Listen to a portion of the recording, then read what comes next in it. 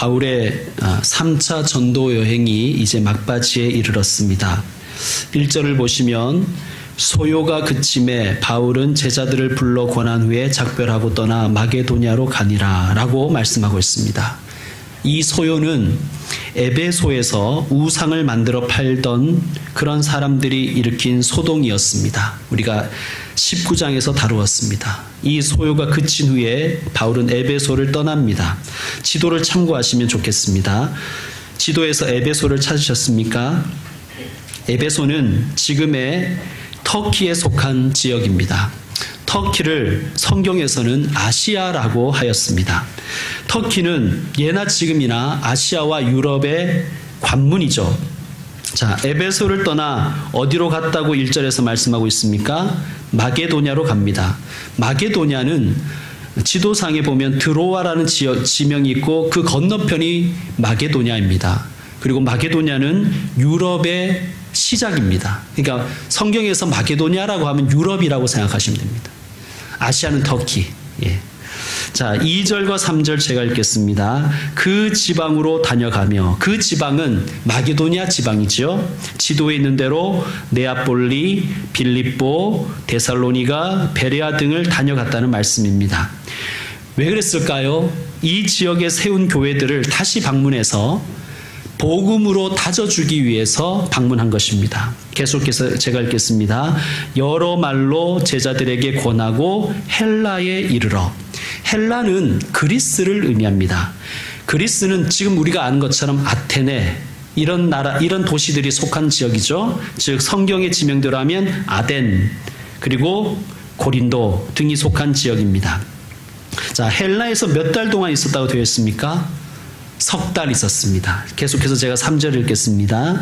거기 석 달 동안 있다가 배 타고 수리아로 가고자 할 그때에, 자, 그리스에서 석 달 동안 있으면서 수리아행 배를 기다렸습니다.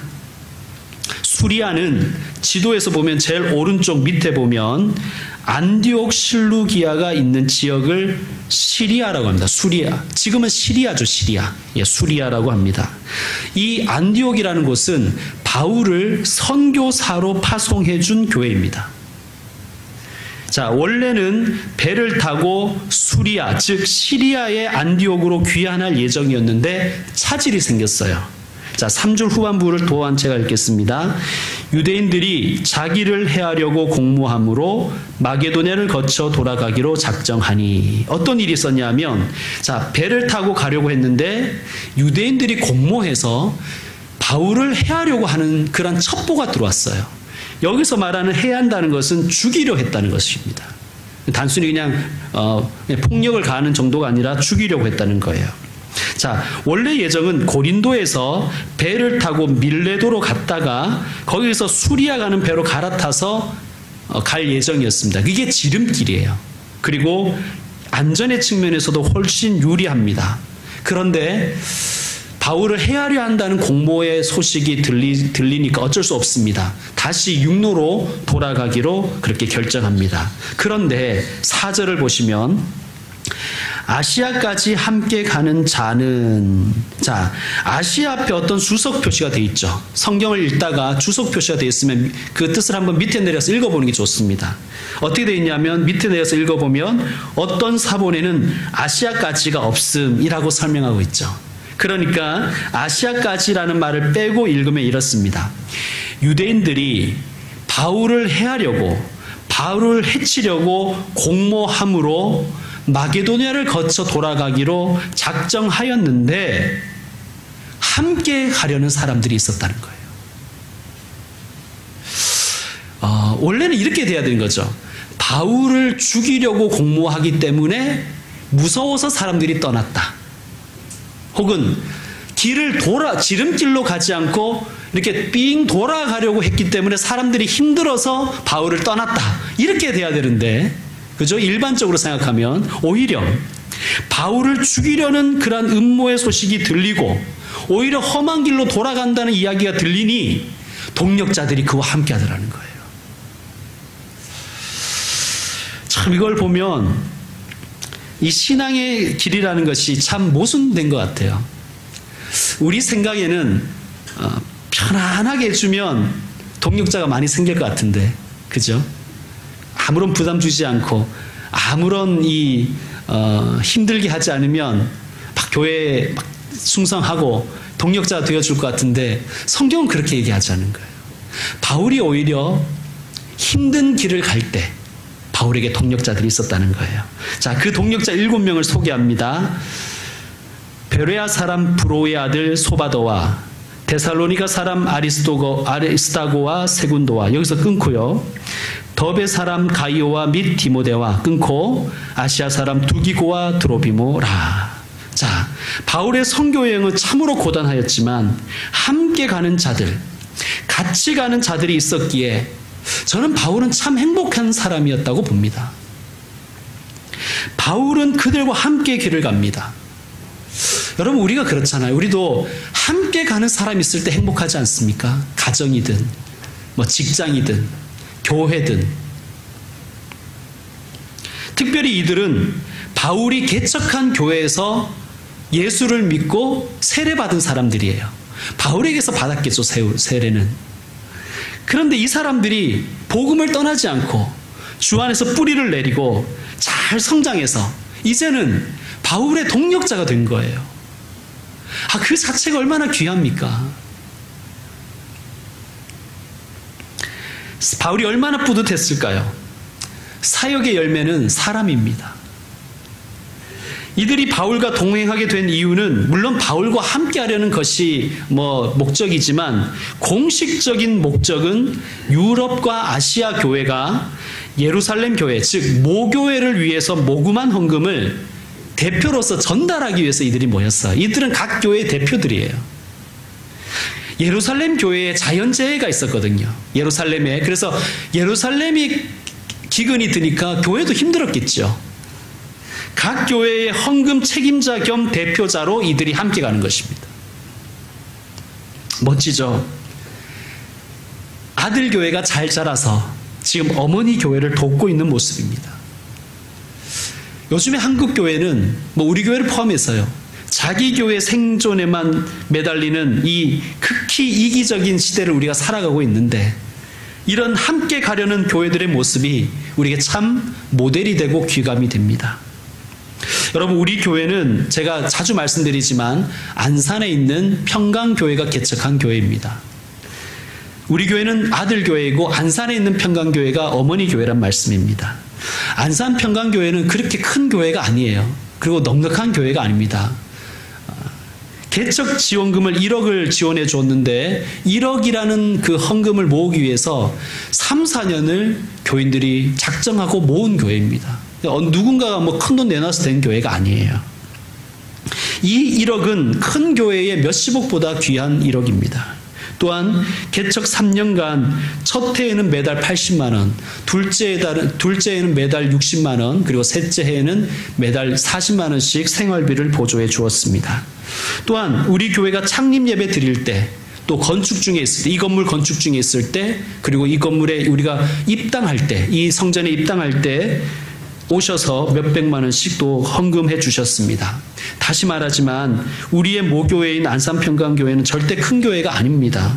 저하고도 별로 관계가 없어요. 저는 그저 개척 설립 목사 모집 공고에 지원했다가 된 거예요. 그러니까 모르는 저에게, 또 교인이 한 명도 없는 이 김포에다가 교회를 개척할 때 그렇게 지원해 준 것입니다. 우리 교회가 개척할 때 작년이 200명 정도 출석하던 교회였습니다. 안산시 상록구에 있는 교회예요. 서민 동네입니다, 완전히. 담임 목사님은 그때 암 수술을 받고 얼마 되지 않은 시점이었습니다. 목사님의 말씀 그 표현대로 교회도 목사도 점점 늙어가고 쇠퇴하고 있는 중이었습니다. 과거에는 한 400명까지 출석했다 그래요, 작년만. 그런데 점점 줄어들고 있는 추세였다고 합니다.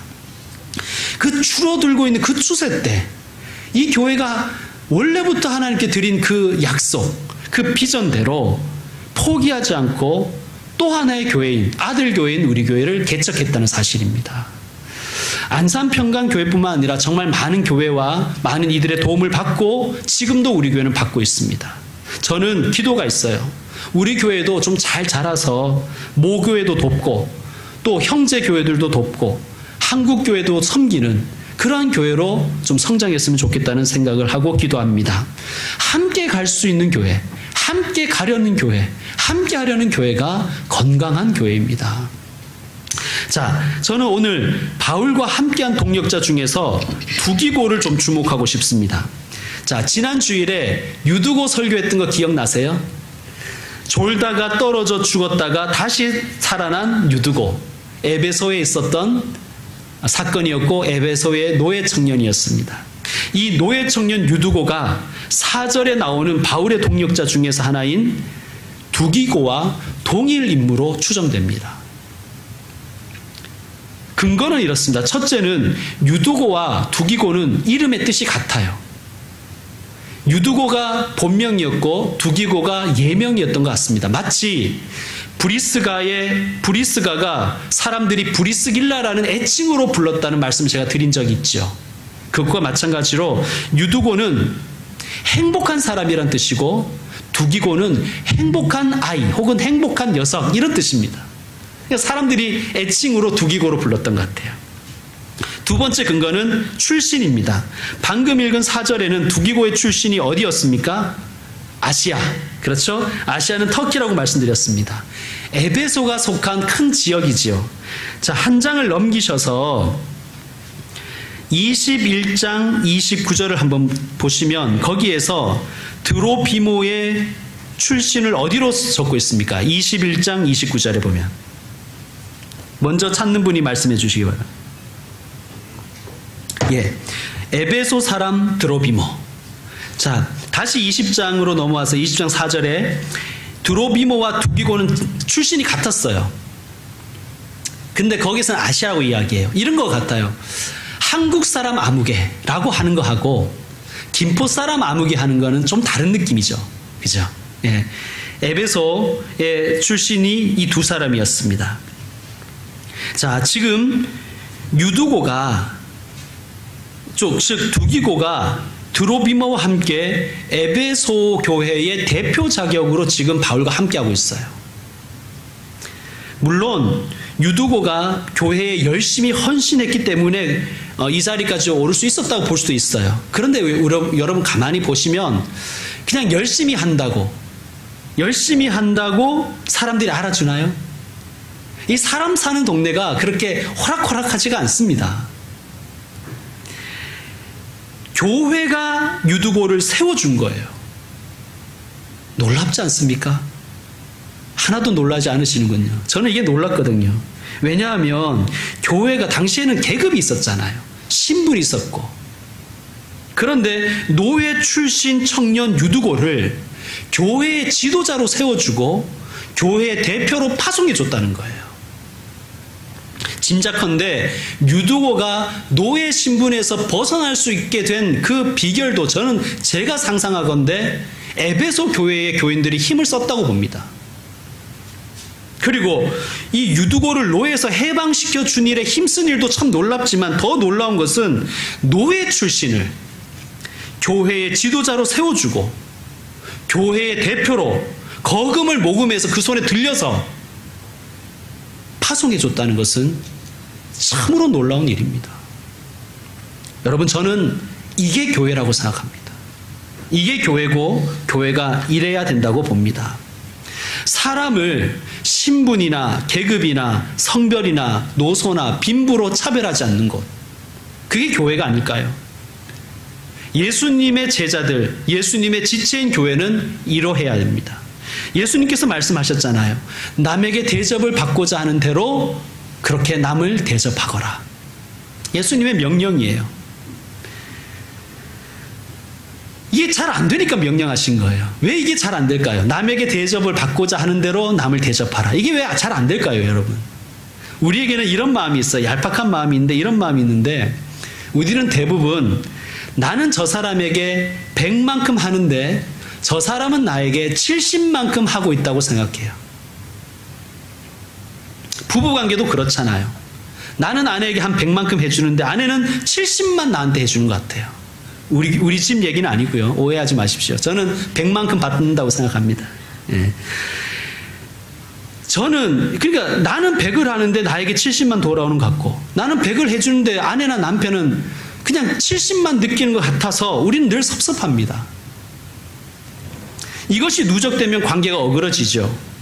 그래서 사람들은 대부분, 아니 뭐 대부분이 아니라 모두는 내가 얼마나 받느냐 혹은 내가 얼마나 받을 수 있느냐가 기준입니다.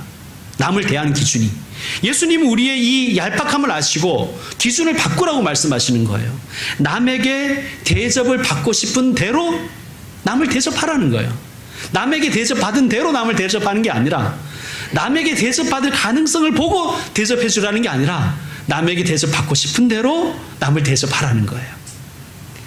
자, 에베소 교회는 유두고에게 대접받은 대로 유두고를 대접한 게 아니라 유두고에게 대접받고 싶은 대로 유두고를 대접한 거예요. 그랬더니 이 유두고라는 청년이 헌신하고 성장하여 일꾼이 되었다는 거예요. 어떤 선교사님에게 들은 이야기입니다.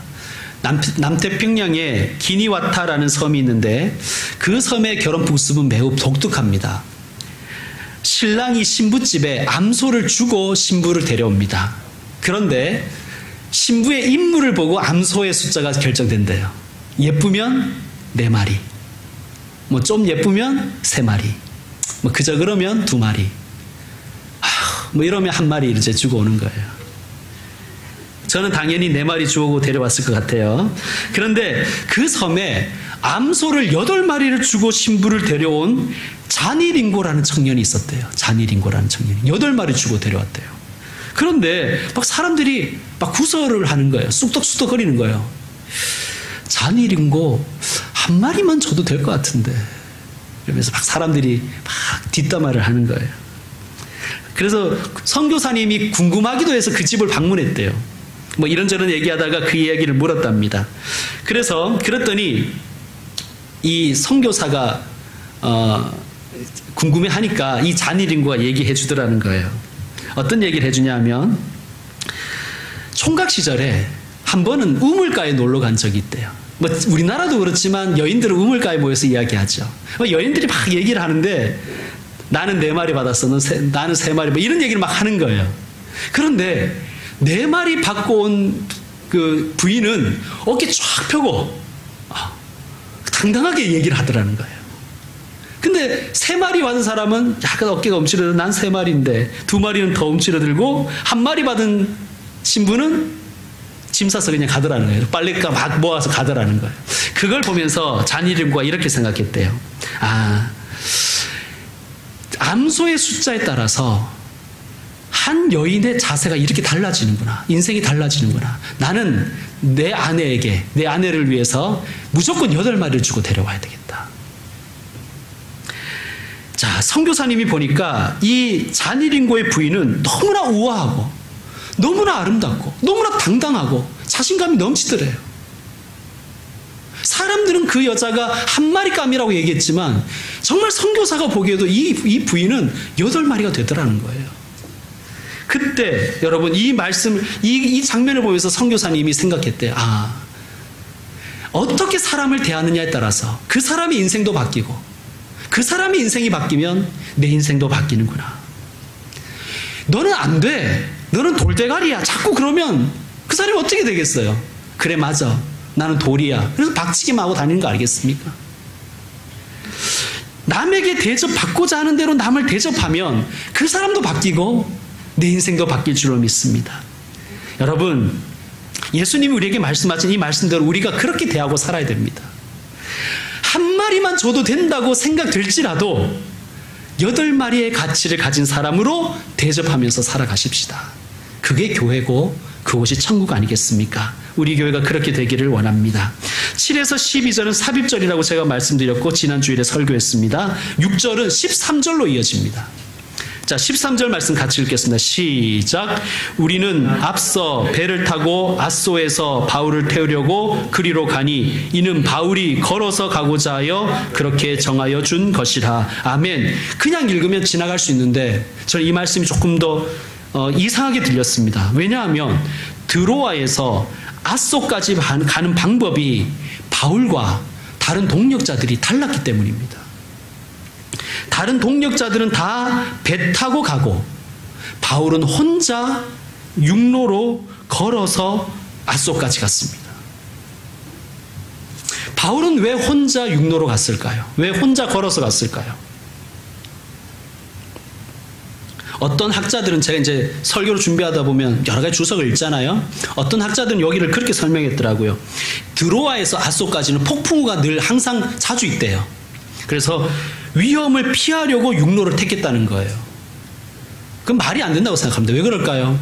바울의 인품과 삶을 생각할 때 자기는 안전한 육로로 가고 동력자들은 위험하게 배 타서 보내는 게, 이게 말이 안 되잖아요. 그죠? 네. 가려면 같이 배를 타든지 같이 육로로 가야 되죠. 자, 왜 나머지 동력자들은 다 배 타고 보내고 자기는 혼자서 걸어갔을까요? 이 길이 약 40km 정도 된대요. 백리죠, 백리. 백리 행군을 한 거예요, 혼자. 저는 이렇게 생각합니다. 혼자 걷고 싶어서. 여러분, 우리 인생길은 같이 가야 하지만 때로 우리는 따로 있어야 합니다. 그 시간이 우리에게 좀 필요해요. 하나님은 우리와 골방에서 만나기를 원하세요. 여러분에게 하나님과 만나는 골방이 있으십니까? 없다면 마련하십시오. 있는데 방치되어 있었다면 다시 소재하시고 점검하십시오. 제 버킷리스트 중에 하나는 산티아고 순례길을 걷는 것입니다. 많은 사람들이 이 순례길을 걸으며 자신을 돌아봤다고 해요. 지난 삶을 정리하고 앞으로의 삶을 생각합니다. 그리고 그곳에서 하나님을 만나고 자신을 만났습니다. 제주도 올레길도 이 산티아고 순례길을 다녀온 사람이 만들었다 그러죠. 여러분, 예수님, 우리의 스승이신 예수님도 자주 한적한 곳에서 홀로 하나님과 대화하셨습니다. 십자가 지시기 전날에도 예수님은 홀로 겟세마네에 가셔서 하나님과 대화하셨습니다. 아니, 예수님도, 그 능력 많으신 하나님이신 예수님도 혼자 있을 시간이 필요했다면 우리 같은 자들은 더욱더 그래야 되지 않겠습니까? 여러분, 바울이 따로 혼자 걸으며 뭐 했을까요? 길을 걸으며 길 위에서 길 되신 예수님과 대화하지 않았을까요? 자기의 지나온 인생길을 되돌아보고 그 인생길 위에서 늘 동행하셨던 예수님의 은혜를 다시 한번 떠올리고 앞으로 내가 걸어가야 될 길을 예수님과 다시 의논하지 않았을까요?